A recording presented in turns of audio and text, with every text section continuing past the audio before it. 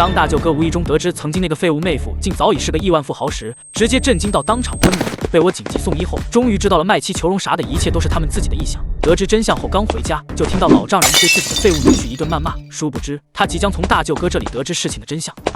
回来了，让你办的事情办了没有？唐明海摇了摇头道：“没有。”唐景松直接起身把手里的茶杯砸了过来：“你个兔崽子，使唤不动你了是吧？”哎呀，儿子刚回来，你看你发什么脾气？唐景松指着唐明海，满脸阴沉的道：“我发什么脾气？我养他这么大，就让他办这么一件小事，他都不愿意。以后要是指望他养老，还指望得上？要我说，就是你天天太护着他们兄妹俩了，看看都成什么样了，一个没脑子，一个翅膀硬了。”宋月如听到这话，瞬间不满了，推了他一把：“你有完没完？蹬鼻子上脸是吧？”行了，别吵了。我虽然没有去找小妹，但是和叶枫见面了，也谈了谈。此话一出，宋月如和唐明海都望了过来。叶枫和他有什么好谈的？我让你去安慰微微，又不是让你找叶枫的。爸，我觉得有些事情应该和你们详细说一说。其实吧，叶枫不是我们想象中的那么差。你们可能不知道，他和葛清泉并不是咱们想的那种关系，而是互相合作。葛清泉在北区的地，话还没说完，唐景松直接把沙发上的抱枕砸了过来。你个兔崽子，现在不光是翅膀硬了，还学会耍心眼了是吧？让你去安慰你妹妹，你推脱不去，现在反过来为叶枫开脱，怎么的？希望我原谅他，这样就不用为难你了。行啊，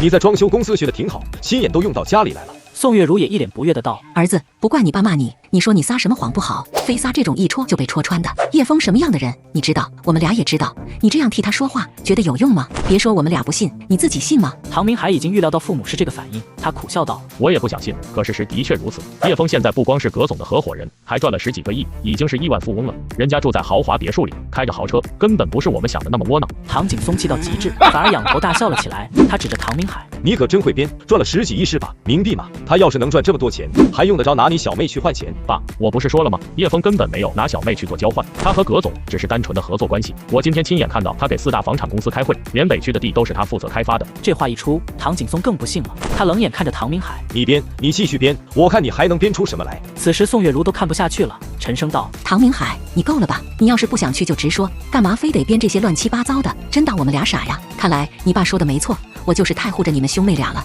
一个个的越来越不像话。”唐明海都蒙圈了，自己说了这么多，感情在父母眼里就是在编瞎话。他现在有点理解小妹为什么每次说起家里的时候都是那副被恶心到的表情了。原来这么不被信任的感受是如此令人反胃啊！也难为叶枫有这么多次类似的遭遇，还能主动去救老爸一命，甚至事后还送了几十万。对了，那几十万还没还。想到那笔钱，唐明海的脸色忽然难看起来。因为之前对叶枫的误解，再加上董云倩在一旁怂恿，唐明海并没有把钱退给叶枫，只是钱在董云倩那，给他电话也不接，怎么才把钱拿回来呢？唐明海顿时有点坐立难安了。怎么不说话了？被拆穿了，没脸说了是吧？唐明海这才回过神来，他看着一脸自信的父亲，不由叹出一口气道：“爸，我算是明白叶枫的感受了，你们真的太固执了。算了，我也不想说那么多。叶枫下个月12号要给微微重新举办一场婚礼，他希望你们也能去见证一下。如果你们去了，到那自然明白我今天说的是不是在撒谎。我还有别的事情，先走了。”说罢，唐明海直接转身离开。唐景松气不过，就想追出去揍他。宋月如赶紧拉住丈夫：“算了，他估计也的确觉得为难，才会编出这些瞎话来。你还真打算把他打一顿呢？不打怎么能行？你看看他现在都成什么样子，满嘴没个实话，都快成第2个叶枫了。”你这话说的我就不爱听了。他再怎么不好，也不是叶枫可比的。不过他刚才说叶枫要给微微重新举办婚礼是什么意思？该不会微微要嫁给葛清泉那个老头子吧？其实葛清泉也不算很老，40多岁而已。很多40来岁的富豪娶个18、19岁的少女为妻都不算新鲜。唐景松也有点慌了，想想还真有这个可能。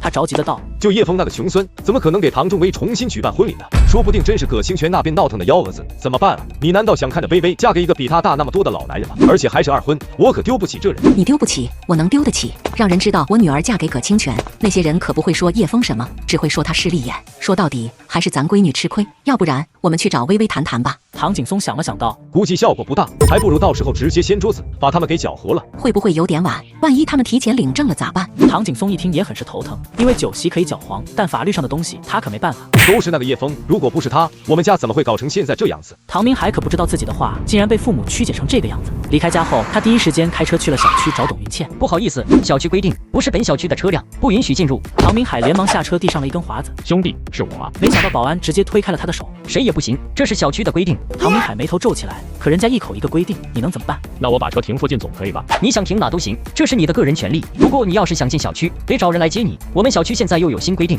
陌生人进出小区必须有业主的许可。唐明海一听就火了，以前每次来都给你发华子，早就混熟了，怎么能算陌生人呢？再说了，这什么狗屁新规定，上次来还没有呢。而且我女朋友就住在里面，你又不是不知道。可保安态度依旧冷漠，一副公事公办的样子，机械的重复道：“不好意思，必须有业主的许可才能进入。”唐明海气得不行。情。这时后面传来了鸣笛声，他转头一看，只见车内副驾驶位上正坐着自己的女朋友董云倩。唐明海似乎意识到了什么，立刻走过去，用力拍打了几下车窗。倩倩，他是谁？你怎么坐在他车上？看到唐明海，董云倩顿时有些心虚，但想到身旁男人的身份，她又心里有了底，把头重新昂起来。此时驾驶座的年轻男人一脸不爽地开门下车。你他妈谁啊？拍我车窗干什么？找死吗？我找我女朋友，关你屁事！年轻男人一怔，你女朋友？董云倩连忙推开车门。别听他胡说，我跟他就见过几次而已，是他一直想追求我，我没有答应，整天死缠烂打的，可烦人了。唐明海听得瞠目结舌，什么叫他死缠烂打？你一直没有接手？他不敢置信地质问道。倩倩，你在说什么？虽说我们最多只是牵牵手，但关系是确定的，咱们连婚房都买了，你现在和我说我们不是男女朋友？